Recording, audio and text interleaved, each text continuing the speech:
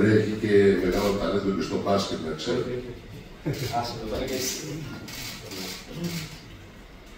Σου ετοιμάσαμε ένα μικρό δωράκι, μια φανέλα με το όνομά σου, το νούμερό σου.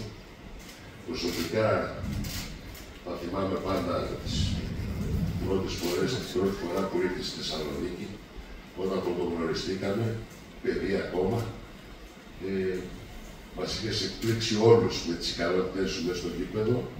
Έγινες λατρευτός, νομίζω, σε όλο τον κόσμο του ΠΑΟΚ από την πρώτη στιγμή, σε μένα προσωπικά πάρα πολύ, και δεν μπορώ να σε ευχαριστήσω αρκετά για τη στήριξη όλα αυτά τα χρόνια που κάνω την προσπάθειά μου στο μπάσκετ, που είσαι κάθε χρόνο δίπλα μας και να συνεχίζεις και ευχόμαστε να σε πούμε για πάντα το μπάσκετ.